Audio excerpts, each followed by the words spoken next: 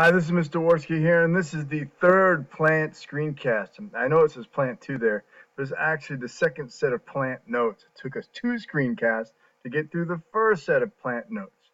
So let's begin without any further hesitation. So we talked about the fertilization of the embryo or the zygote. We talked about seed dispersal. So when the zygote is formed, we mentioned before that there are 3 embryonic tissues formed. Protoderm, I said, will form the epidermis, which is the outer layer. The procambium will form forms the xylem, phloem, and vascular cambium. Make sure you write down xylem and phloem, not just X and P. Vascular cambium, which is the inner tissue. And the third tissue is ground meristome, which I said was everything else, and it is everything else. There are 3 types of ground meristem cells. There's the first, the parenchyma, parenchyma. I like to say parenchyma. Now, this stores food and water.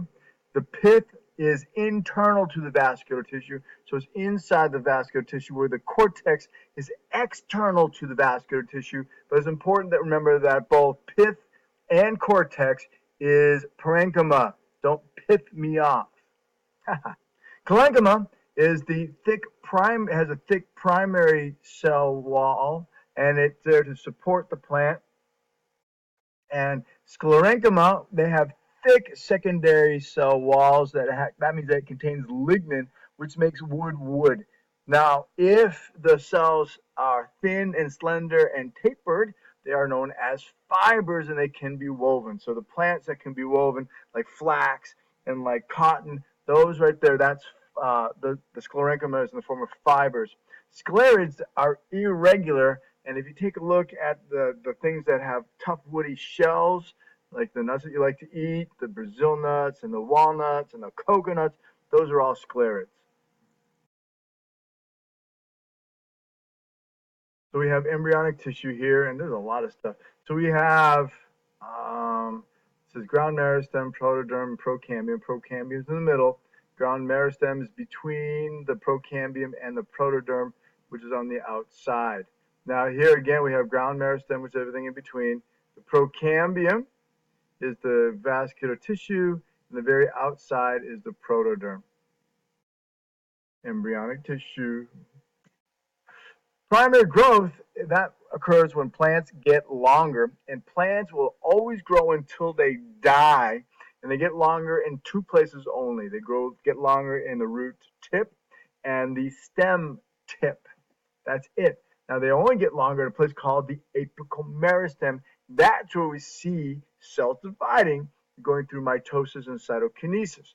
This is a root tip right here, and we see the apical meristem right here, and it's the only place where you see cell division in plants. And there's the same place at the tip of stems called the apical meristem, where you see the stems get longer. So they only get longer at the tips of both the roots and the stems.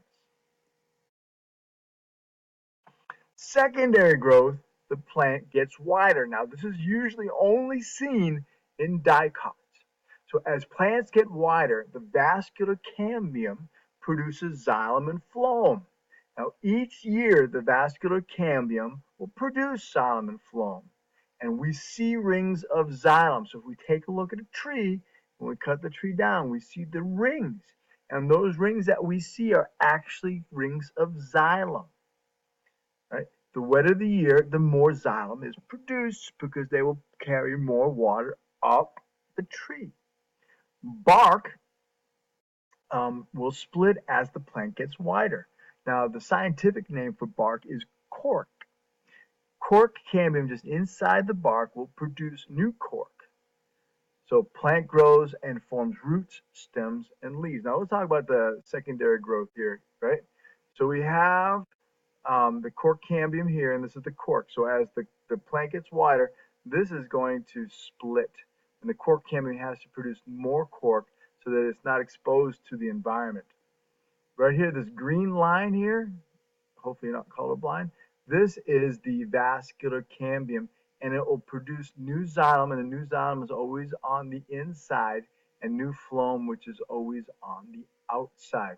The only way that I can remember that is that when people tap maple trees, they tap just the outside of the bark, and that enters the phloem here and captures the sugar water as it runs down the tree.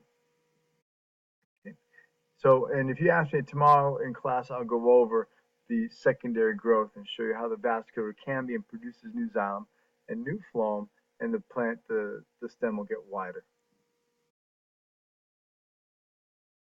So we're going to focus our attention on the different parts of the plant, roots, stems, and leaves. So let's talk about roots. Roots anchor the plant and absorbs water and minerals. That's what a root does.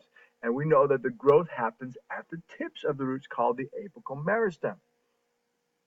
Well, let's take a look at a longitudinal section. That's what an LS means, and a CS is a cross section. I should put an X there of a dicot. Okay, so root cap, and we'll take a look at a monocot too. So we're going to take a look and see if I have pictures. That's right here. This is a longitudinal section. You might want to draw this. Okay, we have the root cap. Now this is a set of dead cells, and those dead cells will protect the apical meristem.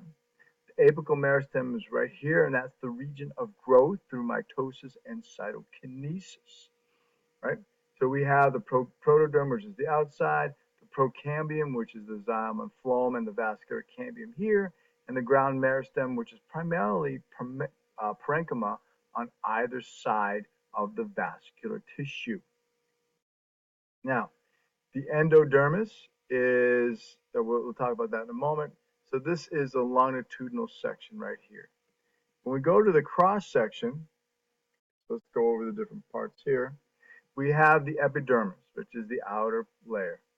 This is a monocot, this is a dicot here. The epidermis is the outer layer. Now over here is the cortex. Now remember we said that the cortex is the parenchyma on the outside of the vascular tissue. Vascular tissue is here, vascular tissue is here. So this is the cortex. This is parenchyma, so it stores food, minerals, and water. As we move towards the vascular tissue, we have this ring that surrounds the vascular tissue, which is called the endodermis. I'll draw that ring here. The endodermis selects what enters and exits the vascular tissue. It's very selective, and it's covered with this thin layer of wax called the Casparian strip. If you don't know how to spell that, it's right here, Casparian strip. And that's the suberin is the wax that lines the endodermis. On the inside of the endodermis, there are cells called pericycle, and that should be over here too, pericycle. And what pericycle does, it moves water to the xylem. Now the xylem are the big cells right here. See this plus sign here? The xylem's in there. And the phloem will be in the small cells between the xylem. Here, here, and it's easier to see it here, here, here, here. Now, if there is parenchyma on the inside of the vascular tissue, which there is here, there's not here, that's called pith. So this is a dicot. This is a monocot, and we're going to do a lab in which you'll use these, the slides that I provide you to draw and label these pictures. So you might want to get them in your notes because you'll see them later. So that's a root cross section. That's a root longitudinal section. And remember, you could always pause. Stem, there are functions of the stem. I don't know why I put excess up there, but it's okay. The avenues of transport between the roots and leaves. They support foliage, which are the leaves. They store food, they produce living tissue, and they support flowers. Now, there's two types of stems or plants. There's herbaceous, and those are green. And then there's woody, which are made up of wood. So you might want to write down the different terms here, right? And we'll go over both the cross-section of the herbaceous and woody plant. This is a cross-section of herbaceous. This is the dicot. This is the monocot. Parts are the same. Pith is on the inner part of the vascular tissue. That's parenchyma, and that stores food, water, and minerals. The cortex, you primarily find it only here. Sometimes you find it in the monocot, but it's around the edge. The cortex is also parenchyma tissue, which stores food, water, and minerals. So let's move on. We have the epidermis, which is the outside. Got that? No problem. Vascular bundles. Here's a vascular bundle. Here's a vascular bundle. Here. And they're scattered all around the monocot. Those big cells in there are your xylem. The small cells are phloem. Over here, notice how they are organized around the edge of the dicot plant, of dicot stem. We have the phloem on the outside, xylem on the inside, and in between, right here, this blue line, vascular cambia. Yep. So those are herbaceous monocot over here and dicot stem cross sections. But we also talk about woody plants. Now, woody plants, I don't know if you got the terms, are back here. They're similar in nature, some a little different because you have cork cambium. Okay, so we have the cork, which is on the outside, bark. Cork cambium produces new bark, right? This right here is phloem. They come in these things that look like rays. They call them phloem, right? Little triangles here. And that moves the photosynthetic products from the leaves to the root. We have the vascular cambium, which is between the phloem and the xylem. Do you see the difference between phloem up here and xylem down here? Yep. And the vascular cambium produces more xylem this way and produces more phloem that way. Here is the new xylem. This xylem was produced last year. This xylem was produced the year before. You can say that there's 1, 2, and 3 rings to this plant. Now down here, see that? That's your pit. Your cortex is up here on the outer part of your vascular tissue. Where is it? Up here. And the down here is pit. The stem, the longitudinal section, we have low nodes where leaves and flowers attach. The terminal bud is at the end that will usually form a flower. The terminal bud scale scars form when the sepals fall off the bud. We have lateral buds which form leaves on the side of the stem. Now when the leaves fall off, they leave a scar behind. And as the leaves fall off, they rip the xylem and phloem and form little bundle scars within the leaf scar. The lenticels are little holes on the bark of the stem to allow gas exchange. They need oxygen.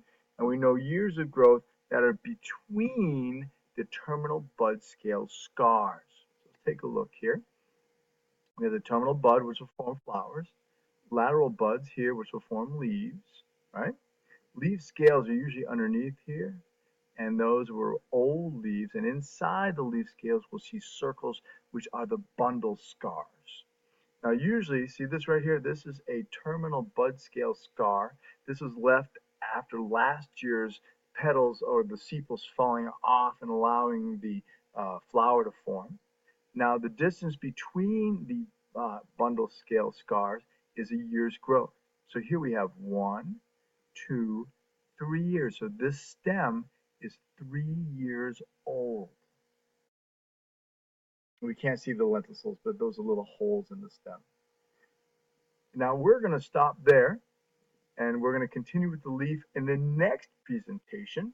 If you have any questions, please, you can watch the video over again, take a look at your textbook, or ask me tomorrow in class. Have a good